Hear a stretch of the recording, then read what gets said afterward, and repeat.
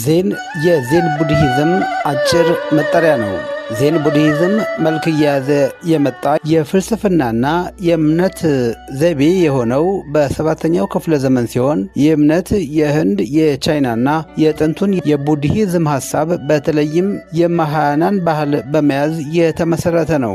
እንቅስቃሴውን በዋናነት የመሩት እምነቱን የተቀበሉት ጃፓናውያን እንደሆኑ ሲታወቅ ወደ ምዕራቡ ዓለም የገባ ፍልስፍና ከሆነም ቆይቷል።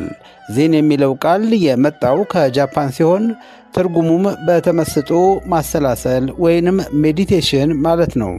ማሰላሰል የሚገኘው የዜን ትርጉም በሁለት መንገድ የሚከናወን ሲሆን የመጀመሪያው ዮጋ የሚሉትና ጥልቅ የሆኑ ፍልስፍናዎችንና አባባሎችን በተመስጦ በማሰላሰል የሚካሄድ ሲሆን ይህ በዜን ዘንድ አእምሮን የማሰራት ጥበብ እንደሆነ ይታመናል። ሁለተኛው ከላይ እንደ ምሳሌ የጠቀስነው የሻይ ስነስርዓት፣ የሰይፍ ውድድርና የመሳሰሉት ናቸው። የዜን እምነት አራማጅ ሆኖ በሚገባ ተምሯል የሚባለው ሳቶሪ በሚባለው ደረጃ ላይ የደረሰ ሰው ብቻ ነው። ዜን ሆኖ ሳቶሪ ያልደረሰ ሰው ማለት ፀሐይ ሆኖ ሙቀትና ብርሃን የሌለው እንደማለት ነው ይላሉ የዜን እምነት ተከታዮች። ዴይ ሱዙኪም የአንድን ነገር ተፈጥሮ በጥልቀት የመረዳት ጥበብ ወይም ችሎታ ሳቶሪ ነው ይሉታል። ዜን ስትሆን ፍጹም ነፃነት ትፈልጋለህ። ይህ ነፃነትህን እግዚአብሔር እንኳን እንዲሻማ አትፈልግም። ዴይ ሱዙኪ ለነገሩ ሁሉ እግዚአብሔር በአንተ ምን አገባውና፣ እንደውም እግዚአብሔር ሲኖርህ የምትቀበለው የእግዚአብሔር የሆነን ነገር ብቻ ይሆናል። ይህን ደግሞ እንዳታስብ ራስህን በጣም መግታት ነው ይሉናል። ከታሪክ እንደምንረዳው ዜን ቡድሂዝም የመጣው ከሳዳሃርታ ጉተማ ትምህርት ነው።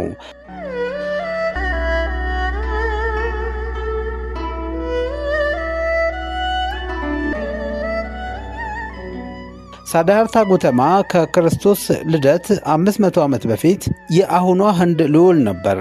በዙሪያው በሚያዩ የሰው ልጅ መከራ ብሎም አላዋቂነት የታወቀው የ29 ዓመቱ ልዑል የምቾት ኑሮውን በእውቀት ፍለጋ ሊለውጠው ተነሳ።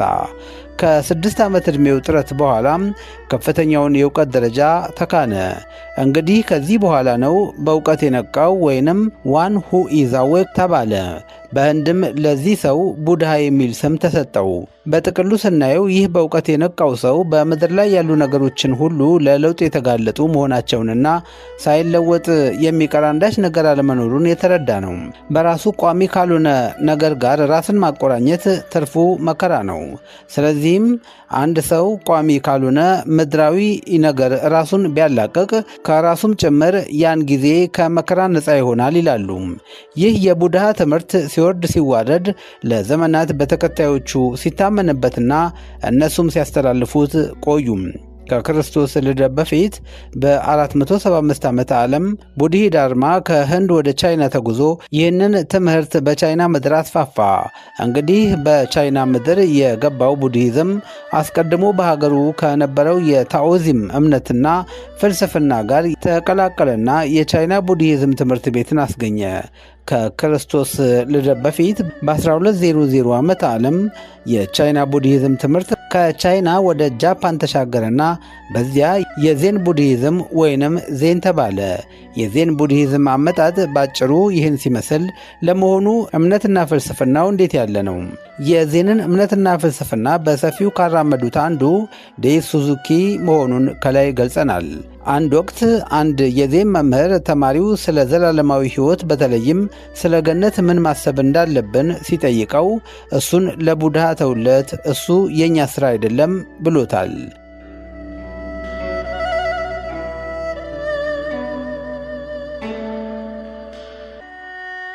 በሌላ ጊዜ ይኸው መምህር ለመሞት በሚያጣጥርበት የመጨረሻ ሰዓት ተማሪው ወደ አልጋው ቀርቦ እግዚአብሔር ይቅር የሚልህ ይመስልሃል በማለት ሲጠይቀው እሱንማ አትጠራጠር፣ ሌላ ምን ስራ አለው በማለት መልሶለታል። የዜን እምነትና ፍልስፍና መገለጫው ዝምታ ነው። ታዲያ መገለጫው ዝምታ የሆነ እምነትና ፍልስፍናን እንዴት ነው የምትማሩት ተብለው ሲጠየቁ ተከታዮቹ እኛ ወደ ዜን መጣን እንጂ እሱ አልመጣብንም። ወደሱ ስንመጣም የጠበቅነው መማርን ነበር። ነገር ግን የተማርነው መጠበቅን ራሱን ማስወገድ ነው ይላሉ። አንድ ቀን አንድ መነኩሴ ወደ ዜን መምህር መጣና ስለ ዜን ቡድሂዝም እንዲያስተምረው ጠየቀው። መምህሩም ሰው በማይኖርበት ሌላ ቀን ተመለስናና ያን ጊዜ ያስተምርሃለሁ አለው። መነኩሴውም ከብዙ ቀን እልህ አስጨራሽ ጉጉትና መመላለስ በኋላ መምህሩን አገኘው። ዛሬ ማንም የለም፣ የዜን ሚስጥርን አስተምርሃለሁ ብለህ ቃል ገብተህልኛልና አስተምረኝ አለው። መምህሩም ጠጋ በልና በጆሮህ ልንገርህ አለው።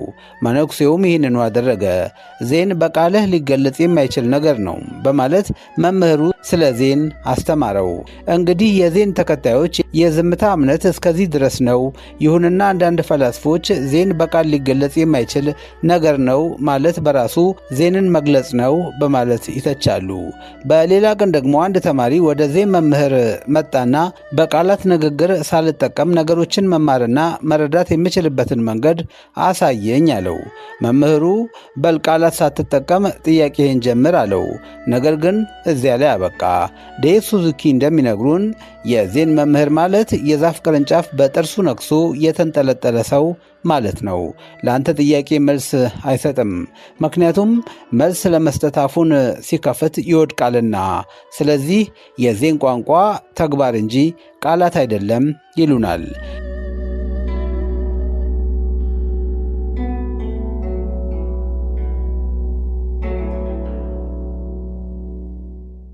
የዜን ተከታይ መሰረቱ የቱንም ያህል ዝምታ ነው ቢባልም መምህሩ ተማሪውን የሚያስተምርበት ዘይቤ በጃፓንኛ ሞንዶ ይባላል።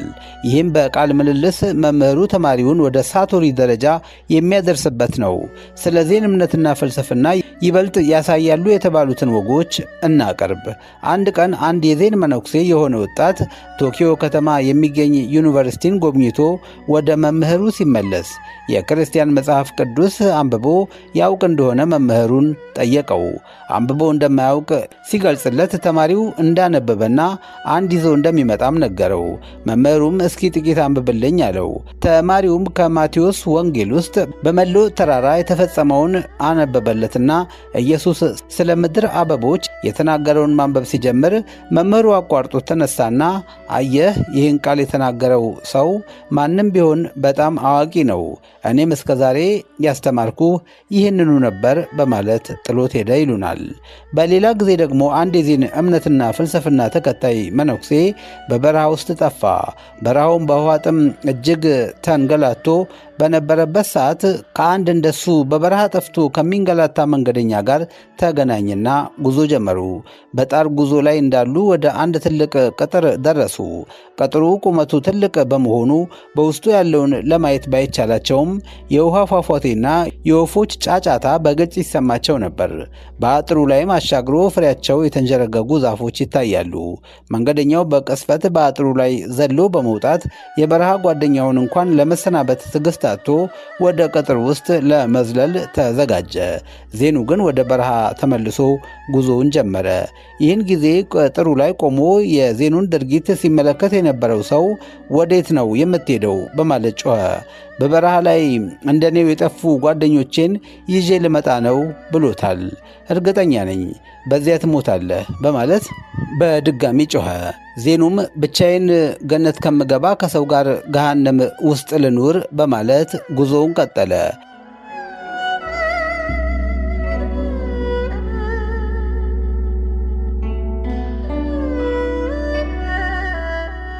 ዴይቭ ሱዙኪ አንዱና ዋነኛው የሰው ልጅ ችግር ቃላትን ከእውነታ ጋር ማምታታት ነው ይሉናል። ይህንንም የዜን ሐሳብ በምሳሌ እንገልጻለን። አሳ የምንይዝበት ቅርጫት አሳ እስኪይዝልን ድረስ ጥሩ ነው። ነገር ግን አሳውን ለመመገብ ጠረጴዛችን ላይ ካደረሰልን በኋላ ስለ ቅርጫቱ መጨነቅ ምን ይሉታል በማለት ጠይቆ የቃላትም ሥራ ይሄው ነው ይላሉ። የዜን ፍልስፍና ወግ ሰፊ ነውና አሁንም ልቀጥል። አንድ ቀን የዜን መምህር ከተማሪው ጋር ሲሄድ የቡድሃ ምስል ያለበት ቦታ ይደርሳሉ። ተማሪው በቅስፈት ለቡድሃ ምስል ተደፍቶ መስገድ ሲጀምር መምህሩ ተጠጋና በጥፊ ያጮለው። ተማሪው መምህር ሆይ ለቡድሃ መስገድ የሚያኮራ አይደለምን? በማለት ሲጠይቀው እሱማ ነው፣ ነገር ግን የሚያኮራንም ነገር ለመተው መቻል እጅግ የሚያኮራ ነው ብሎታል። በሌላ ቀን አንድ መነኩሴ ወደ ዜን መምህር መጣና ክረምት ይወጣል፣ በተራው ደግሞ በጋ ይወጣል፣ ከነዚህ ማምለጥ የሚቻለው እንዴት ነው? በማለት ጠየቀው። መምህሩ ለምን ክረምት ሲሆን በሙቀት ወደምትቃጠልበት፣ በበጋ ደግሞ በቅዝቃዜ ወደምትቀልጥበት ቦታ አትሄድም ብሎታል። መነኩሴው በእርግጥ እሱ የተሻለ ነው፣ መምህር ወይ እንደሱ አይነት ቦታ የት የማገኝ ይመስልሃል? በማለት ጠየቀው። የመምህሩ መልስ አጭር ነበር፣ ገሃነም። ዜን ምንድን ነው? በማለት ተማሪው ላነሳው ጥያቄ ከመምህሩ ያገኘው መልስ ዜንማ አሁን የተናገርከው ነው ብሎታል። ዜን በየቀኑ ከምትናገረው፣ ከምትበላው፣ ከምትጠጣው ሌላ ይቅርና ከእንቅልፍም ጋር በአልጋ ላይ የተገናኘ ነገር ነው ይላሉ። አንድ ማለዳ ሁለት የዜን ቡድሂስቶች ወደ አንድ መንደር ጉዞ ጀምረው ሳለ በመንገዳቸው ላይ ያለው ወንዝ ላይ እንደደረሱ የሴት ልጅ ጩኸት ሰምተው ወደዚያው ይሮጣሉ። በዚያ አንዲት ወጣት ሴት የወንዙ ውሃ እየገፈተረ ወደ መሃል ሲወስዳት አስተዋሉ። በቅጽበት አንዱ ዜን ወደ ወንዙ ዘሎ በመወርወር እየዋኘ ደርሶ ተሸክሞ በማውጣት ከሞት አዳናት። ሁለቱ ዜኖች ጉዟቸውን ቀጥለው ትንሽ እንደሄዱ ከወንዙ ዳር ቆሞ ይመለከት የነበረው ዜን ማጉረምረም ጀመረ። ወዲያውም እኛ የዜን ቡድሃ ተከታዮች መቀደስ እንዳለብን፣ ሴትን በእጃችን እንኳን መንካት እንደሌለብን ታውቃለህ? እንዴት ሴት ልጅ በዛ ላይ ራቁቷን ትሸከማታለህ? በማለት ጠየቀው። ወንድሜ እኔ የተሸከምኳትን ሴት ወንዙ ዳር ነው ትቻት የመጣሁት። አንተ ግን